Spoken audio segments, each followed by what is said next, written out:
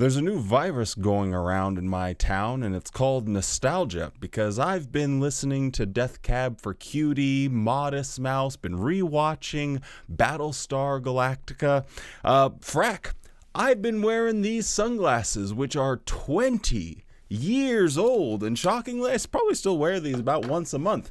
This jacket, I bought this jacket 20 years ago, and it's still going strong. Now, why have I been doing all of this? Well, most likely answer is I'm another millennial who peaked in high school that's pining for the good old days before my knees went crickle crackle and my back just would randomly decide not to work anymore. I'm just joking about the peaked in high school thing because I never went to high school.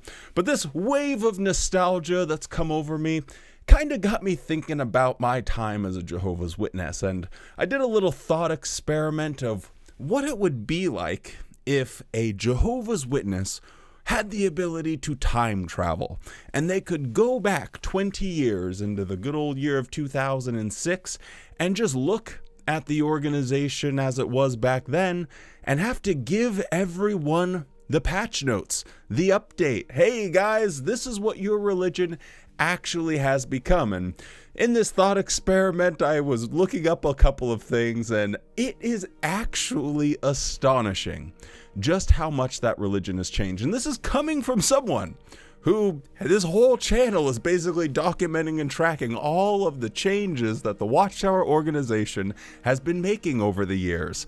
I was still blown away by just how far they have drifted away from what they used to be. So, let's talk about it.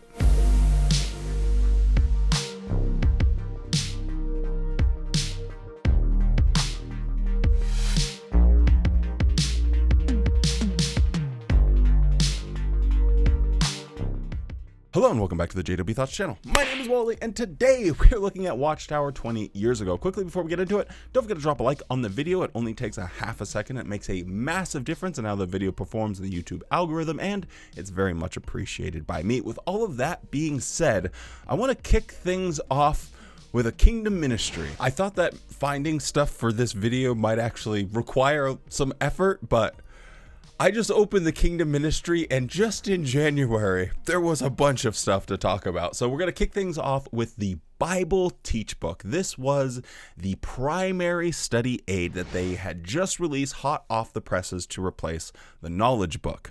Now, the really funny thing about this was hearing the dialogue and hearing how people were talking about this book. So when this was released, there were, mumblings and grumblings and just people yapping about stuff. And I'm kind of a listener. If I'm in a big group of people, you ain't going to find me holding forth and talking all that much. I'll just usually be sitting around trying to keep to myself and listening. So I kind of listen to a lot. And I distinctly remember conversations that people would have about how this was going to be the last study book ever. Oh, we're so deep in the last days. Armageddon, that old bitch, she's right around the corner. And we're not going to get another study book. This is going to be the last vessel that people are carried into the paradise, and how happy and how grateful they were. And, I kind of sat there thinking to myself, I'm pretty sure people said that about the Knowledge Book. I'm pretty sure people said that about the Paradise Book. And I'm pretty sure they said that about whatever came before that. The Jehovah's Witnesses have a long history of having dedicated study aid books that they would offer to the public to use as a sort of syllabus for bringing in new people to their fold, to their organization. And this wasn't anything unique. This wasn't anything new, and boy howdy hey, 20 years later, they have another one. So it's just so funny how invested people were in understanding and learning. There was like a near hysteria about how wonderful this Bible Teach Book was. And they got so hysterical about it. This is one for like, if you know ball, you know ball. Every Jehovah's Witness that was regular in the ministry went to Kinko's, or what was it other than Kinko's? Was it just FedEx Kinko's? Anyway, Kinko's, and they got this bad boy laminated. Oh man, everyone had the shiny laminations about how to start Bible studies in the Bible Teach Book, how to offer the Bible Teach Book. And you had all these different sections, then the question scripture chapter approach. These were all laminated by pioneers or people that regularly auxiliary pioneered, the ones in the front lines of the preaching work. So I just found it funny that they were all so confident that this was going to be the last one. And like every single one that came before it, it got replaced. Moving on to the second week in January, though, is a video that was to be discussed. Transfusion alternative healthcare, meeting patients' needs and rights. So they were going to watch a little movie that spends the majority of the time talking about bloodless surgery and different alternatives. Now, in this video, most of it is circumnavigating how to not use a patient's own blood. Using their own blood, whether it, like storing it or recirculating it, whatever the case might be, preserving it during surgery and then putting it back in them later. Well, this is acceptable to a Jehovah's Witness now. But before they went and made these documentary movies, they would go around the globe as part of a bloodless medical team, holding conferences, giving lectures to doctors at universities all around the planet. And the reason I know this and I'm very familiar with it is because one of my closest family friends came all the way from Toronto, Canada to watch me get married. Like, them and our families are just like this. And he's on the JW Broadcasting all the time, so maybe you guys have heard me mention it before, but he is the dude. He is the man when it comes to leading this bloodless program. And they spent millions and millions of dollars doing it for what? For absolutely nothing. It was all a waste of time. So you could be a Jehovah's Witness and be teleported back then and being prepared for the meetings and just say, well, yeah, this Bible Teach Book, it's actually not going to stick around for as long as you guys think. It's basically going to get replaced with just watching videos and this whole bloodless surgery thing. Yeah, you might as well just skip that week too. Nothing's really going to come out of it. A little bit later on, we'll just, as you can see here on the cover, but it says the September service report. So Jehovah's Witnesses had to report every magazine, every time they talked to someone that they had talked to before, every time they had a Bible study, all of this information they had to report to Watchtower. And 20 years later, that ain't the case. You don't even have to worry about it. Just check a little box, make sure that you are a good liar, and you're good to go. No elders are going to come and bust down your door for neglecting to turn in your field service time. But man, I used to really make my service overseer sweat. I would never, and I mean never, remember to turn in my time. I think I can think, maybe I did it once or twice, like on the piece of paper. 99% of the time, I just emailed or texted him like, yep, here's the numbers. There you go. Peace. Now, in the announcements section, this one actually blows my mind still. Like, I read it yesterday, but I still can't stop thinking about it. The literature offer for February, so they'd have like a designated book or publication, magazine, something like that. A lot of times it was to clear inventory, but they would have like a dedicated thing. Hey, when you go out preaching, make sure that you're featuring this thing. So for February, it said draw close to Jehovah. If this publication is not available, you may use the Revelation Climax book as an alternative offer. Imagine a Jehovah's Witness going door to door with the Revelation Climax book.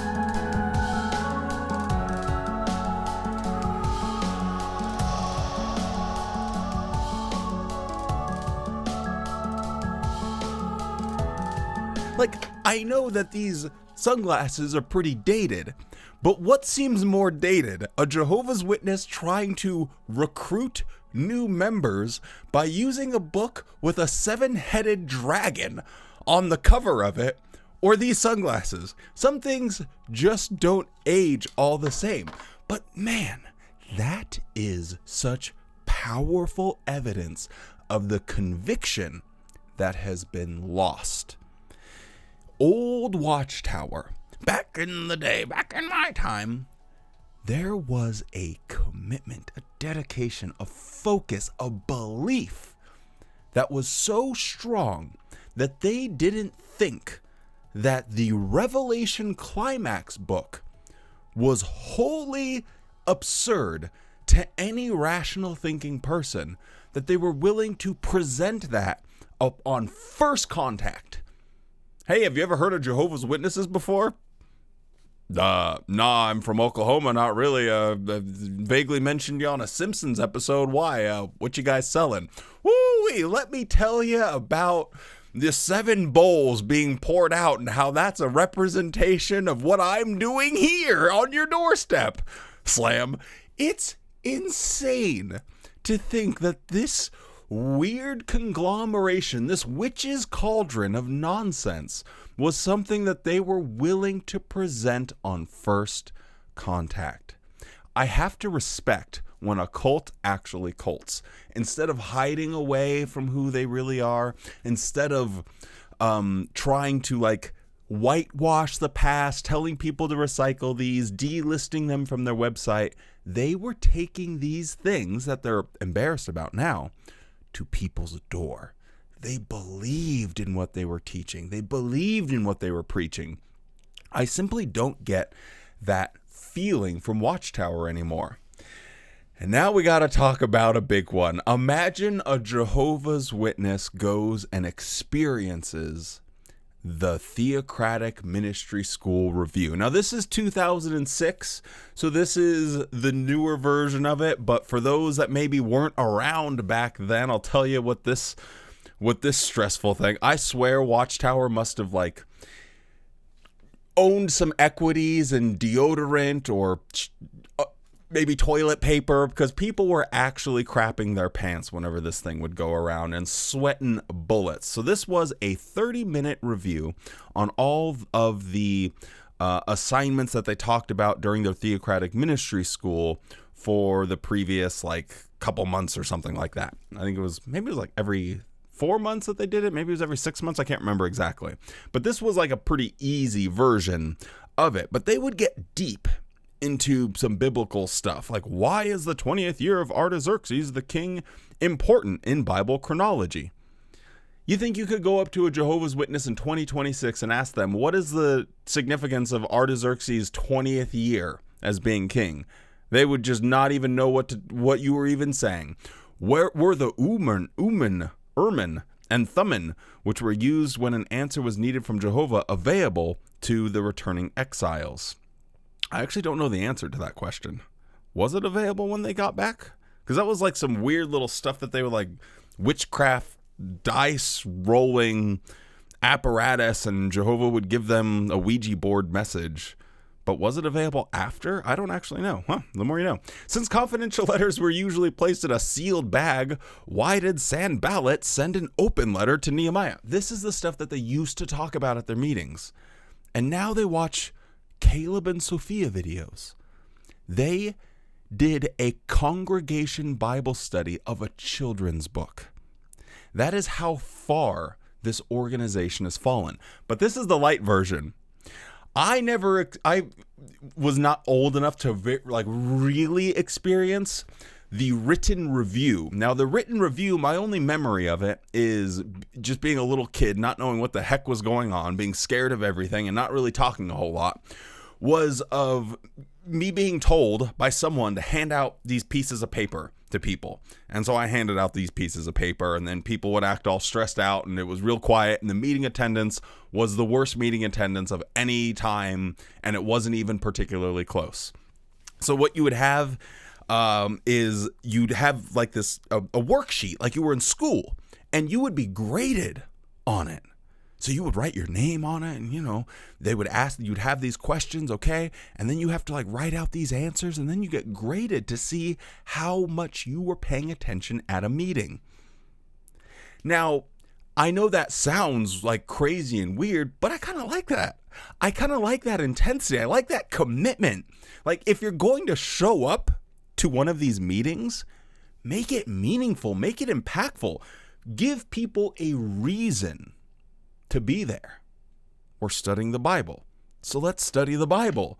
Let's not look at it through the lens of a children's book. So I kind of like that old school stuff, but I heard nothing but horror stories when they finally switched it around and they would call it the oral review, which was a terrible name. I don't know how that made it past the marketing department, but they threw in the old oral, and you would just like raise your hand and give answers. So it wasn't a written review that would be graded anymore. But yeah, I heard horror stories out the wazoo. People hated the written review. It made them stressed out and made them scared. But that's something that I think is useful. Hey, if you're going to show up to these things, be here for a reason. That is how they used to look at their religion. If we're going to tell you to come to our meetings, let's at least give you something to think about. If you're going to pick up a Watchtower magazine, let's put something in there so you can learn something. But now it's just governing body, love, governing body, love. Don't get annoyed at people. Governing body and love. And that's it. The district convention reminders. Now, I guess I still have a chance. There's a couple more conventions. I might actually go to a convention. Not entirely sure yet. I went to the memorial, so I don't know if I'm trying to go back to back like that. We'll have to see about it. But they don't have, at least in my area, big conventions with like 10, 12,000 people anymore. They just have them more often at the local assembly hall. And just from going on jw.org and looking around the country, it looked like they were renting out a lot, or fewer. I don't know why I said a lot and then less, but they were renting out fewer big facilities, stadiums and whatnot to host their conventions in. I suspect this is maybe an optics thing. Maybe it's an expense thing, but the people that were attending it paid for it anyway, so I don't know. Seems like if you have a big stadium and not that many people in it, it looks embarrassing. If you shrink it down, hey, all of a sudden it looks like it's a packed house. But the seat saving, this used to be a whole funny thing that would happen amongst the attendants. You'd get someone that would be like, oh, this is for my little cousin, and saving seats for them, and all this for my mom and dad, and they got kids, and they would just have like 50 seats, all the best seats of the house, like blankets and stuff all saved. They would open the doors up. People that weren't attendants would come in, and they'd get mad and irate that all the attendants took the best seats in the house. It was always very funny to me because stuff like that never really bothered me. It was just like, get over it. But anyway, the other aspect of this I found funny was their hotels, how they had to tell Jehovah's Witnesses to basically behave like normal, regular humans, because Jehovah's Witnesses, when you send them out there into the wild and they have to interact with worldly people, they're really annoying. They're very insufferable. I made a video about this probably a year ago, how Watchtower purchased a apartment complex and they were using it to host some of the people that were doing construction work, but there were non-Jehovah's Witnesses that lived there at the time. And the reviews from that apartment complex, as soon as the Jehovah's Witnesses took over, were shocking.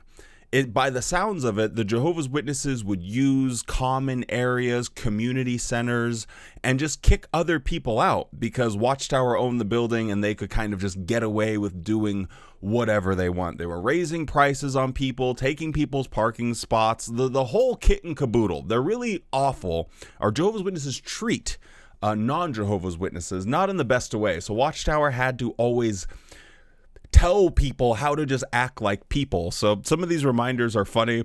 Do not cook in rooms where cooking is not permitted. Leave a tip for the housekeeper each day. As Christians, surely we will not abuse any complimentary breakfast, coffee, or ice provisions that are made available for guests to use while they are at the hotel. I can 120,000% see a Jehovah's Witness taking all them Danishes, all the muffins, all the bagels, and then going to the convention, like passing them out to other people.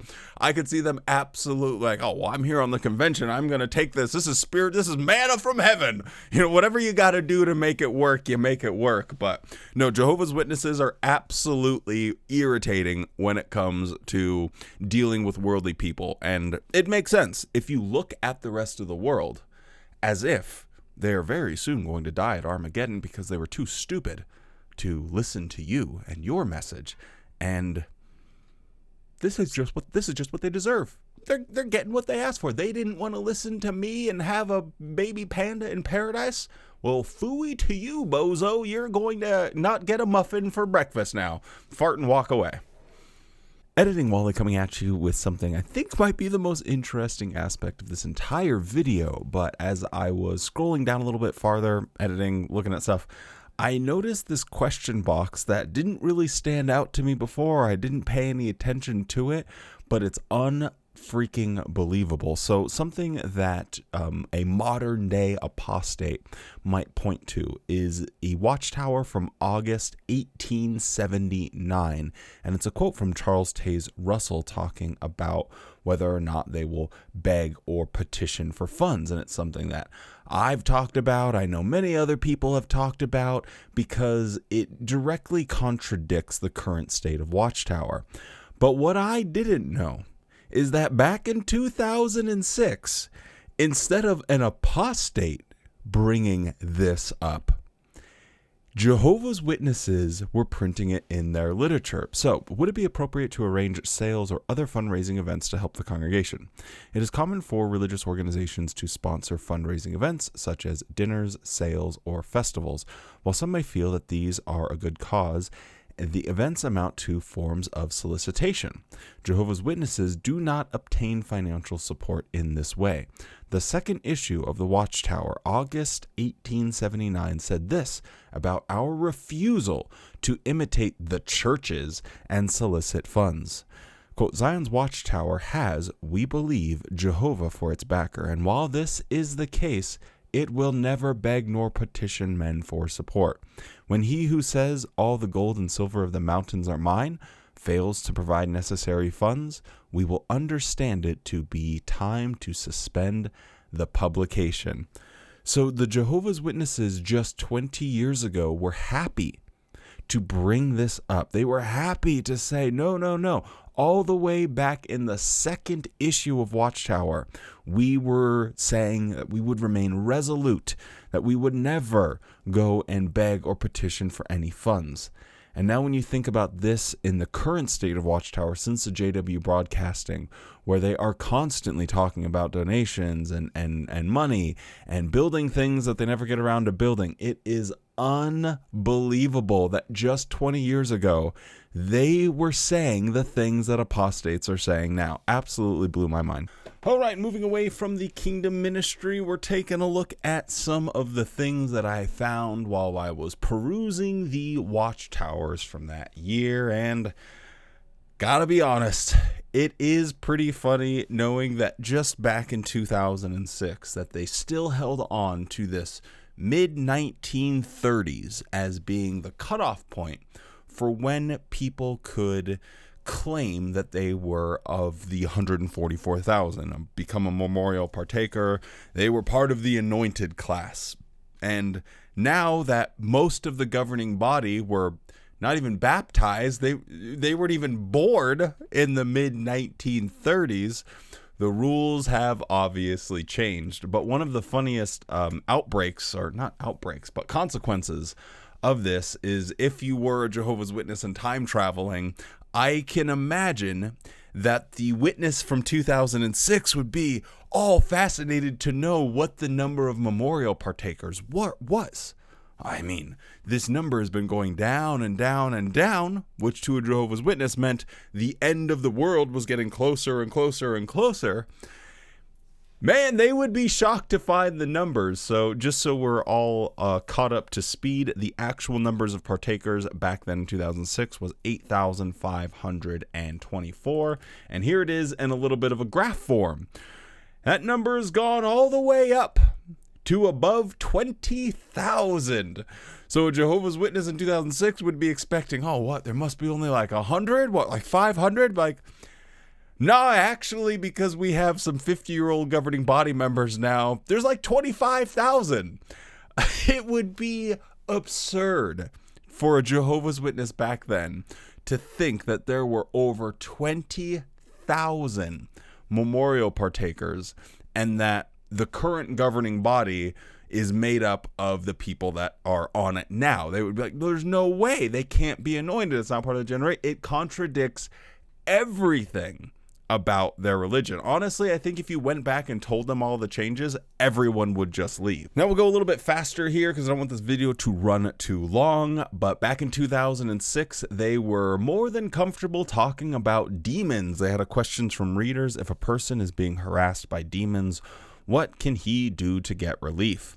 While the one under demon attack should pray fervently for relief, other true Christians may also pray in behalf of the individual who deeply desires to serve Jehovah and is earnestly trying to resist wicked spirit forces. They can ask God that the one afflicted by demons might gain the spiritual strength to resist demonic assaults. Kind of strange that they would equate it to spiritual strength, whether or not you were getting possessed by demons or demons were going through your house and, I don't know, knocking stuff off of bookshelves. I don't know what demon. I've never met a demon. I've never been a demon. If there's any demons watching this, reach out to me. I'd kind of like to know like a POV in the life of a demon. Kind of curious stuff. But it's things that like this that you don't hear quite as often Watchtower talk about anymore because they just don't really want to get into the weeds with things. They're just trying to be as generic as possible nowadays. Now, just because of time, I'll just mention it in passing, but it is fascinating to see how they talked about the faithful and discreet slave being all of anointed Christians and the governing body just being that group's representatives, even though, you know, they didn't really vote for them. It's not like, oh, well, we chose them to be our representatives. They just told you that they were their representatives, and that got boring for them after a while. So they said, you know, we are the faithful and discreet slave, and hijacked total control of the organization. So I thought I'd just mention that real briefly, but this is the other thing I found. Have you left Jehovah? If so, whatever the reason, your relationship with Jehovah and your eternal prospects are at risk. Perhaps you intend to return to Jehovah. Are you vigorously pursuing this now, or are you putting it off until the right time? Remember, the storm clouds of Armageddon are swiftly approaching. Moreover, life in this system is short and uncertain. You cannot know if you will be alive tomorrow. One man who was diagnosed with terminal illness said, quote, "This illness caught me serving Jehovah full time with no skeletons in my closet. And that's a good feeling to have right now." Imagine, though, he would have felt if his illness had caught him saying, "Someday I will return to Jehovah. If you have left Jehovah, now is the best time to return."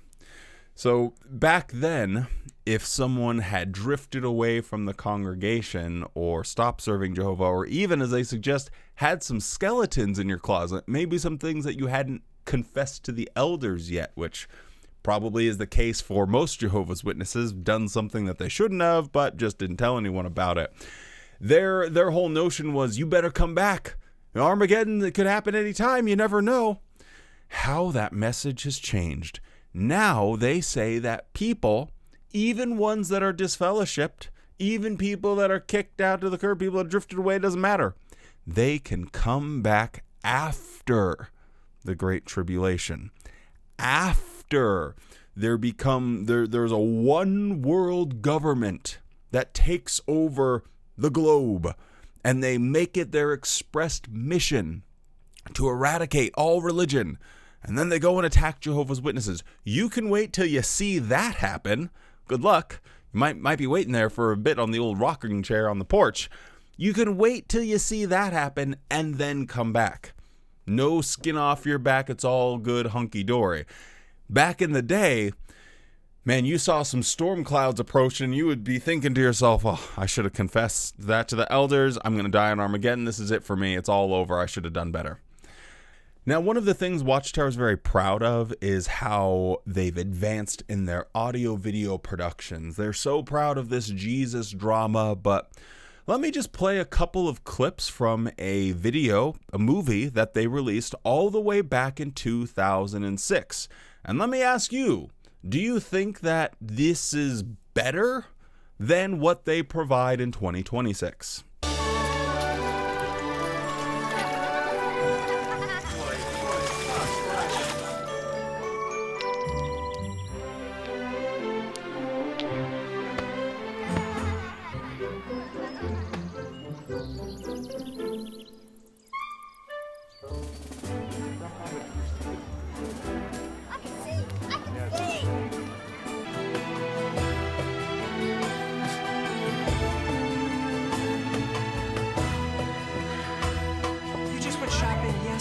It may have appeared to most people that life was continuing on as usual in Jerusalem.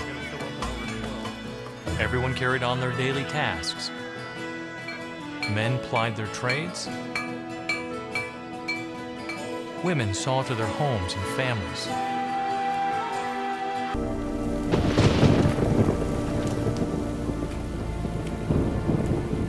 Barely time to act.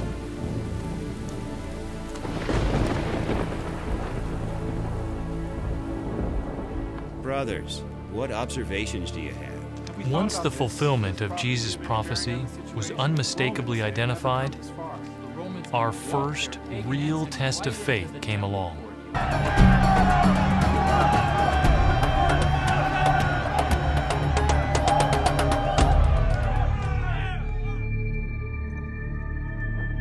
Why? Give me one good reason why they would do such a thing. Strategically, it makes no sense, but they are leaving. Sir, the reports are the same. In every quarter of Jerusalem, the 12th Legion is marching toward the sea.